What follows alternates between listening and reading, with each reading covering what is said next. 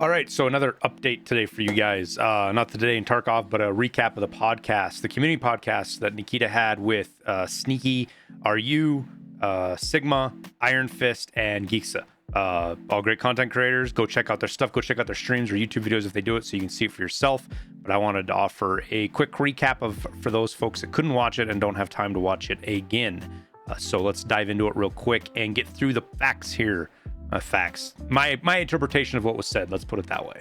So Nikita's been really busy as of late. 3 or 4 podcasts in the last couple of days, but we still got a ton of new information here. So I just want to make sure I go over what I think is new, reiterate stuff that should be reiterated. I don't cover everything, and I kind of skip over some stuff that I don't think is really important or is just a repetition. So again, feel free to go back and watch it on the other podcast so you get the whole story. They talk about Lighthouse a little bit more. Again, confirmed. They reunited 4 scav bosses. It's half the size of Shoreline. The players will be 10 to 12 players right now, Nikita said. He said it's pretty much ready. There's a few more things to do, and maybe they would do like a BSG stream, or when they get on Twitter and they do kind of a podcast stream thing and they go through stuff and they just play the map and show it to everybody. So hopefully we see that soon. I don't know. He talked about being on a company meeting, a group meeting, and showing screenshots with everybody and talking about stuff. So hopefully we can see a preview of that pretty soon. Again, beating this dead horse over and over again. Loot on all of the maps is the same. It's just in different locations. Some cases there's more loot. Again, according to Nikita, you can take him for his word or you cannot trust him. I do. I take him for his word. I believe him. And it's because it's been my experience running around on maps and looking at different things. That's what I have noticed, that the loot is still there, just in different places. You just got to find it. It's just not all wrapped up in the same place it's been for the last several years, like we're all used to.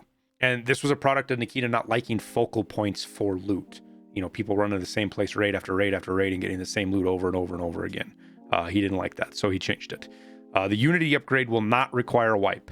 He says the big deal with them is it's going to speed up their iteration, their process of being able to make changes and upgrades and things like that, as well as hopefully making the network better and computer performance better, just optimizations in general.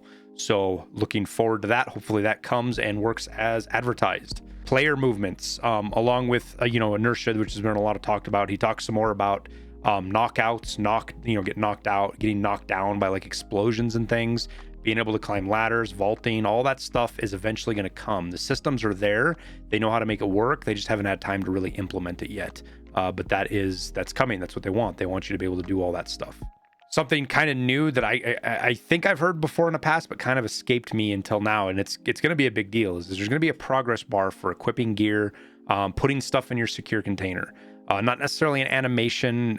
He got into some of the specifics of that about how hard it would be, but you're not going to be able to hot swap stuff anymore. So when you go to grab things, kind of like you have an animation, or there used to be a progress bar for meds. You're going to have a progress bar or an animation or a process when you're putting stuff in your secure container or when you're swapping armor with somebody dead on the ground. You're not going to be able to do it instantly. There's going to be a process there. Like if you go to hot swap, like when you go to throw your backpack off, like the standard double Z tap, I think that's what the stock thing is for throwing your backpack out, is double tap Z. It doesn't happen instantly. It takes a second. There's a process there. Next up, they got into events. There's going to be a lot more events. They're going to be things like removing all meds. This is just speaking off the cuff. Nikita didn't say these were the events. He was just kind of giving examples, removing all meds or other gear from the game vanishing, doors on labs all being open, or maybe resort or something. Everything's just open and you don't need keys. All that kind of stuff is coming, and they're looking forward to it.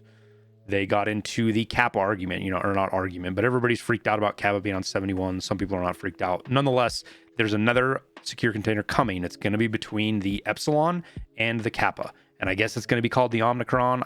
I heard the community members say that. I don't think Nikita said that. I'm not sure, but they looked at a 4x4, but they think that's too big. So what they're going to do is like a 3x3, for example, with maybe some side slots on it that can only hold keys or a key tool or a docs case or something. Nothing hardcore or nothing hard in fact yet, but these were his ideas in his head they were talking about. So kind of think of like the Mechanism backpack or the Terminator backpack, where it's as big as say an Attack 2. The Gunslinger, for example, is as big as an Attack 2, but it's got 3 special different size windows in it. So that's kind of what the secure container would be like. So even though it's got 4 slots, you can't stick like a military battery or a big 4x4 in it or anything like that. Or the little slots on the side are limited to certain items. So that's coming, it sounds like, as well as daily quests soon. And those will be giving XP. So that will help with that XP grind to 71. If we've got daily tasks to do, give us a little XP. That's just that little bit more that helps you push that max level requirement for KAPPA. Probably the biggest event that happened on the whole podcast, at least for what it was, is Geekseh asked about putting GPUs back in computers, under the assumption, like a lot of us are, that there are no GPUs in the computers. If you're finding graphics cards in computers, let us know down below.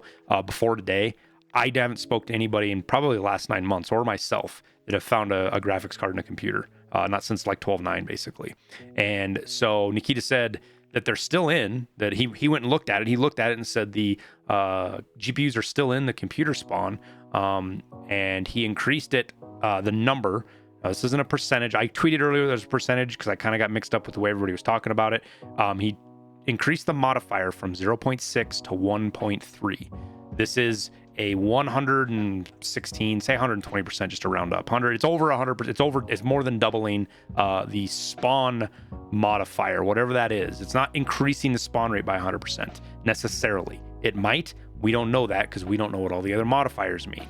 But nonetheless, they are increasing that spawn rate. So again, let us know if you're finding cards before or after today in computers or any of the open worlds, if you feel like you're getting a lot more graphics cards all of a sudden.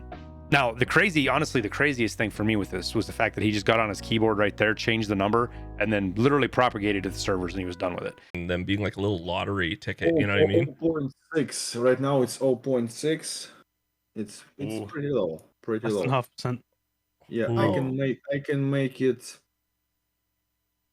1.5.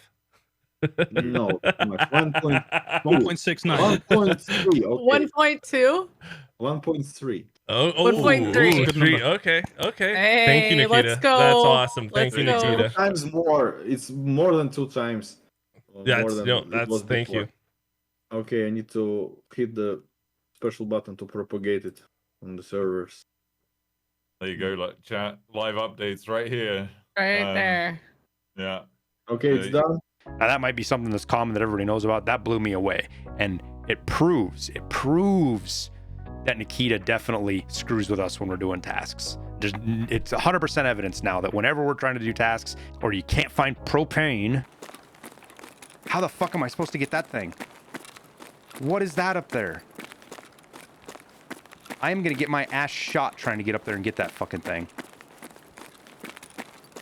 What the fuck, Nikita? Yo, that's so fucked up, man. That's like a bad. That's not fair. That right there is not fucking fair. It's Nikita's fault. He's obviously doing it.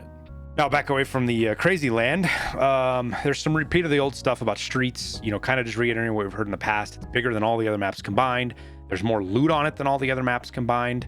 There was a point where they considered that this map would be the only map. This would be the whole game. That's kind of where their mentality is with how big this map is and how much goes into it, which is why it's taken so long. And how bringing it to Tarkov and putting it in the game is just going to change everything. They talked about it being the introduction for open world, different methods. Playing on streets is going to be a completely different game than playing anywhere else. And that's what Nikita said.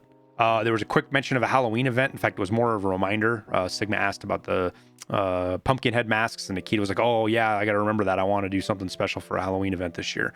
So something to look forward there. I don't know what he'll do. Maybe we've got cultists everywhere, which would be funny as hell. Or something along those lines. Zombie scavs, who knows what. COVID scavs. I think that's what they said was COVID scavs. Now I'm going to get pinged on the YouTube algorithm for even saying that, but whatever. VoiP is coming. Default is off. It can be turned on. It can be turned off. And it can be turned on to where only you can only hear people in your party and you can't hear anybody else, though those people will still hear you. Bunch of options with it. Things to make it easy to report people that are abusing it. and things like that. So just have to see what it is when it comes out. Nikita said we're all adults, average age is 24 to 32, so act like it or I'll take away VoIP. It's kind of funny, but he's not wrong. Don't screw it up for everybody else, fucking knuckleheads.